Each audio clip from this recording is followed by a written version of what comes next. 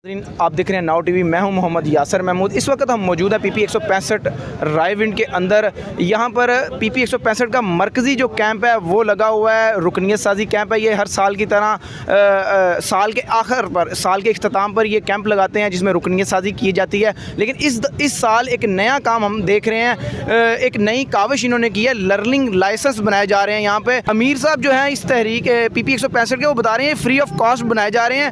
अब हम इनसे जानने की कोशिश करते हैं। हमारे साथ कैंडिडेट्स भी मौजूद हैं इस हल्के, उनसे भी हम जानते हैं कि इस शहर में इलेक्शन का भी दौर है, तो अब तहरीकी हवाले से क्या अपना तैयारियां हैं। जी हमारे साथ मौजूद हैं राव इरफान साहब, बाऊ मुबीन साहब और इमरान कादरी साहब। जी इरफान साहब, आप की फ्लैक्सेस भी बड़ी लगी हुई हैं, मशहूर हैं आप हल्के में, तो आपकी इलेक्शन की क्या तैयारियाँ चल रही हैं? जी अल्हम्दुलिल्लाह तकरीबन 180 ब्लॉक कोड हैं एन 165 पीपी 165 के। तो अल्हम्दुलिल्लाह हमारे एक एक ब्लॉक कोड के ऊपर भरपूर तरीके से टीमें तश्कील दी जा चुकी हैं। हमने एक एक आदमी मुंतखब नहीं किया, हमने टीमें इस पे तैयार की हैं। और ये इलेक्शन की तैयारी अल्हम्दुलिल्लाह हमें 8 फरवरी को हो जाए, उससे पहले हो जाए, उसके बाद हो जाए, हमारी आज से तैयारी पूरी है अल्हम्दुलिल्लाह। और इस दफ़ा इंशाल्लाह इन्हें टफ़ टाइम दे के दिखाएँगे। ये कहने की बात नहीं है, कहते हैं ना सरप्राइज़। इंशाल्लाह अल्लाह ने चाहा तो, मेरे अल्लाह ने चाहा तो इनको सरप्राइज़ मिलेगा और वो तहरीक लब्बैक देगी इंशाल्लाह।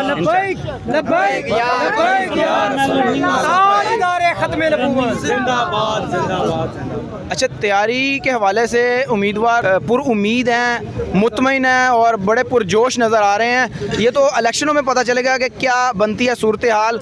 अब हमारे साथ मौजूद हैं NA 125 के उम्मीदवार बराए MNA बाऊ मुबीन अकरम। ये शहर के रिहायशी हैं और पहली दफ़ा है कि इस शहर से किसी MNA ने इलेक्शन लड़ने का जो कह लेंगे इंतखाब किया, ऐलान किया है। तो हम इनसे जानते हैं कि ये इस शहर में क्या खिदमात सर अंजाम देंगे अगर ये सीट विन करते हैं। जी बहुत शुक्रिया बाऊ मुबीन अकरम साहब आपका। आपने इस हल्के में तहरीक लब्बैक के प्लेटफॉर्म को चूज़ किया है। जी। तो आप थोड़ा सा बताएं अवाम को कि इस शहर में अगर आप सीट विन करते हैं तो आप क्या खिदमात सर अंजाम देंगे, जो काम पहले नहीं हो सके वो आप कैसे करेंगे? जी हमारे सबसे पहले तो बुनियादी हकूक़ हैं, पानी का ना होना, सीवरेज के मसाइल हैं हमारे, और इसके अलावा जो हमारे दिगर रोड्स वगैरह जो टूटी हुई हैं उनको हमने ठीक करवाना है। और रायविंड में पार्क देना है हमने, इंशाल्लाह ताला खेल का मैदान देना है। और हमारे रायविंड का एक बहुत बड़ा मसला है कब्रस्तान का, उसको भी इंशाल्लाह ताला हमने हल करवाना है। बाऊ जी देखें, रोड तो हम देख रहे हैं कि बन रही हैं और कई बन चुकी हैं, ठीक है, और बाकी मसाइल की तरफ इसी तरह जैसे आप कह रहे हैं इसी तरह तो बाकी उम्मीदवार भी इलेक्शनों के करीब आके कहते हैं जी हम सारा कुछ कर देंगे, हमें 5 साल का मौका दिया जाए, हमें आइंदा 5 साल का मौका दिया, हम आपको ये कर देंगे, ये कर देंगे। तो ये दावे तो आप कर रहे हैं, लेकिन इनको अमली जाम आप कैसे पहनाएंगे? कोई पॉलिसी है आपके पास? और मेरे भाई ये जो आजकल सड़कें बन रही हैं ना, ये सिर्फ वोट लेने के लिए बना रहे हैं। ये जो गलियों में सफाइयाँ हो रही हैं ये सड़कें वोट लेने के लिए कर रहे हैं सारे। कल मैंने एक पोस्ट पढ़ी तो एक जगह पे उन्होंने कहा हमारे MNA साहब ने पिछला 5 साल की अपनी कारकर्दगी की बिना पे उन्होंने वोट लेने, उन्होंने यहाँ पे क्या कारकर्दगी दिखाई है। और एक हमारे मुस्लिम लीगी कारकुन उस बंदे से पूछ रहे थे जनाब ये किस गली की आप तस्वीर दिखा रहे हैं जहाँ पे पानी खड़ा हुआ है। मैं समझता हूँ ये आप पूछे कि किस घर के गटर में पानी खड़ा, हम वो भी निकालेंगे वोट लेने के लिए। अच्छा, बाऊ जी बता रहे हैं कि इस वक्त तो ये सारा जो अपना डेवलपमेंट हो रही है, ये इलेक्शनों की तैयारियां हो रही हैं, तो ये तकरीबन हर साल की तरह देखें हमारे नाजरीन को भी इन चीज़ों की समझ होनी चाहिए, पाकिस्तानी अवाम को भी पता चल जाना चाहिए कि हर साल की तरह हर इलेक्शन के दिनों में आके कुछ ना कुछ डेवलपमेंट होती है, गलियां बन जाती हैं, नालियां बन जाती हैं। तो बाऊ जी पीने का जो पानी है सबसे बड़ा मसला इस शहर में देखने में आ रहा है। जी। तो उसके लिए आपके पास क्या तजवीज़ात हैं, क्या आपके पास हिकमत अमली कोई तैयार है आपके पास? आपकी पार्टी अगर विन करती है तो क्या करेंगे आप? जी जब पहले यहाँ पे फिल्ट्रेशन प्लांट लग रहे थे तो उस वक्त भी मैं मुस्लिम लीग का हिस्सा था। मैंने MNA साहब को उस वक्त भी बताया था कि भाई जनाब ये फिल्ट्रेशन प्लांट ये काम नहीं करेंगे क्योंकि इसके ऊपर एक बंदा चाहिए और इसको देखभाल के लिए बिजली भी चाहिए और हर टाइम इसकी मेंटेनेंस करनी चाहिए। लेकिन मैंने उनको ये उस वक्त भी कहा था कि भाई हमें मीठे पानी के बोर मुख्तलिफ जगह पे करने चाहिए जिससे पानी मीठा मैसर होगा, साफ़ सुथरा, लेकिन उन्होंने वो काम नहीं किया। इसके अलावा आपने पार्क का बोला है, तो पार्क तो खैर अपना देखने में कोई भी नहीं है, जो पहले थे वो भी गैर आबाद हो चुके हैं। तो वो भाई क्या एक पार्क यहाँ पे बना हुआ है लाइन के दरमियान और सड़क के दरमियान में, जो 35 फुट की चौड़ाई वाली जगह है, यहाँ पे हमारे एक साहब का दरबार में माजरत है, मैं जी, आपकी जी। बात टोक रहा हूँ। आपने बोला है लाइन और सड़क के दरमियान पार्क है हाँ या जी, वो कोई ये- मौत का कुआं है? और ये भाई ये मौत का कुआं, एक तरफ सड़क है और एक तरफ रेलवे लाइन जो लाहौर से खैबर कराची तक जाती है। अच्छा, और उसके दोनों साइड पे बाड़ भी नहीं लगाई गई थी, ना दरख्त लगाए गए, ना पौधे लगाए गए, ना गैस लगाई गई। वहाँ से 50 करोड़ रुपए का फंड जो खुर्द-बुर्द हुआ है वहाँ पे। देखें ये बहुत बड़ा इंकशाफ इन्होंने किया है कि 50 करोड़ रुपए का जो फंड उन्होंने कहा कि वो सारा खाया पिया गया सिर्फ पार्क के हवाले से।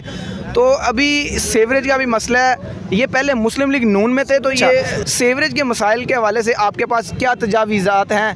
हमारे आसपास बरसाती नाले भी मौजूद हैं, रोई नाले भी मौजूद हैं, गंदे पानी के बड़े बड़े नाले मौजूद हैं, लेकिन पानी शहर से बाहर नहीं जा रहा। और भाई ये रोने वाली बात है, हंसने वाली बात नहीं है। मैंने देखा है हमारे रायविंड का जो मेन सीवरेज का पाइप है ना जी, पहले 3 फीट का इसके अंदर डला हुआ था, उसको निकाल के 1 फीट का पाइप डाला गया है। हमारे यहाँ पर एक डिस्पोजल थी जो शहर के बिल्कुल करीब थी, उसको ख़त्म करके एक छोटा सा पार्क बनाया गया है। अब भी आप जाके देखेंगे उस डिस्पोजल जहाँ पे पहले बनी हुई थी उसके गिर्द पानी इकट्ठा हुआ, वो शहर का सबसे नीचे वाला एरिया था, उसको ख़त्म किया गया। अब यहाँ से पानी 1 फीट के पाइप से गुजरते हुए 1.5-2 किलोमीटर दूर जाके डिस्पोजल बना, वहाँ से निकासी होती है। जहाँ पर एक शापर वगैरह भी फंस जाए तो वो पानी बिल्कुल बंद हो जाता है। रायविंड मरकज़, रायविंड सिटी और रायविंड कलां का सारा पानी इसी पाइप से जाता है। ये बाऊ मुबीन अकरम साहब बहुत बड़े इंकशाफात कर रहे हैं, ये बातें वाकई काबिले गौर हैं और ये जो मसाइल हैं ये देखा जाए तो पैदा किए हुए मसाइल हैं, तो आवाम को सोचना चाहिए और आवाम को उन उम्मीदवारान को वोट देने चाहिए जो वाकई इन मसाइल को हल कर सकते हैं। ये शहर से भी हैं। हमारे साथ मौजूद हैं तहरीक लब्बैक पाकिस्तान PP 165 के अमीर भी यहाँ पे मौजूद हैं। हम इनसे भी जानते हैं, कैंप के हवाले से इनसे इन्फॉर्मेशन लेते हैं कि ये इस कैंप का एहतमाम तो हर साल किया जाता है, हमने देखा है, लेकिन इस दफ़ा जो नई एक चीज़ ऐड की गई है, लर्निंग लाइसेंस बनाए जा रहे हैं, उसमें उसका इजाफा इन्होंने कैसे सोचा? जी बहुत शुक्रिया अमीर साहब, आपने अपना कीमती वक्त दिया। बिस्मिल्लाहिर्रहमानिर्रहीम। बहुत शुक्रिया आपका भी कि आपने भी हमें टाइम अता किया है। मोहतरम, ये जो कैंप लगा हुआ है ना, ये कैंप लगा हुआ है नए साल की आमद की खुशी पर। नए ईस्वी साल को हम लब्बैक या रसूलुल्लाह की सदाओं में अल्हम्दुलिल्लाह जो है ना वो इस्तकबाल करेंगे, खुशामदीद कहेंगे, और जो गुज़िश्ता साल है 2023 उसको हम खैरबाद कहेंगे, ठीक है जी। और इस मौका पर हमारी तंजीमात और हमारे कारकुन, हमारे यूसीज़ के उमरा अहदेदारान तमाम ने ये मशावरत की कि यहाँ पे अवाम नास के लिए हल्का के अंदर जो है ना हमें सहूलत मैसर करनी चाहिए खिदमत के लिए। तो इस मौका पर फिर हमने जनाब लर्निंग लाइसेंस के लिए जो है ना फ्री ऑफ कास्ट जो सरकारी फ़ीस है ना, मैं ये वजाहत कर दूं फ्री ऑफ कास्ट किस तरह है कि सरकारी फ़ीस है 60 रुपये, सिर्फ वो आपने सरकार के ख़जाने में जमा करवानी है, और बाकी प्रिंटिंग कार्ड का जो है ना सारा मामला हम फ्री कर रहे हैं। और उसके बाद एक ऐलान हमने और भी किया है कि जो शख्स मुस्तहिक है वो 60 रुपये भी नहीं दे सकता, तो तकरीबन 100 से ज़ायद अफराद का हमने यहाँ पे बजट रखा है जो हम फ्री ऑफ कास्ट वो 60 भी नहीं लेंगे, और अपने पास से इंशाल्लाह हम वो 60 रुपये पे करके और तकरीबन 100 से ज़ायद लोगों के लाइसेंस बनवाएंगे। और उसके साथ साथ यहाँ पे रुकनियत साजी कैंप भी लगा हुआ है, वहाँ पे लोग अपनी रुकनियत साजी कर रहे हैं। और उसके साथ साथ हम यहाँ पे इसराइल की दहशतगर्दी के ख़िलाफ़ भरपूर जो है एहतजाज भी कर रहे हैं। और यहाँ पे एक पोस्टर पड़ा है जिस पे हम जो है ना अवाम को आगाह कर रहे हैं कि जनाब इसराइल की जो मसनूआत है उसका बाइकाट किया जाए और अपने पाकिस्तान की मसनूआत को जो है ना वो ज्वाइन किया जाए, उसको इस्तेमाल किया जाए। कम से कम ये देखें, ये हम जो है ना यहाँ पे ये भी हमने जो है ना सिलसिला चलाया है, और ये हमारा अल्हम्दुलिल्लाह 1 माह से चल रहा है। कायद के हुक्म के मुताबिक हमने ये लोगों को बावर कराया है, लोगों की तरबियत की है, बाकायदा चीज़ें ऊपर बनाई हैं कि जनाब आप पाकिस्तानी मसनूआत को इस्तेमाल करें और इसराइली मसनूआत का बाइकाट करके कम से कम इतना तो बात ये तो मुसलमान हम कर सकते हैं कि इनकी चीज़ों के साथ बाइकाट करके ये ना हो कि इनकी चीज़ें ख़रीद के अपने मुसलमान बहन भाइयों के लिए हम गोली ख़रीदें या उनका खून जो है ना वो हम ख़रीदें। तो इसलिए ये भी मामला यहाँ पे अल्हम्दुलिल्लाह चल रहा है।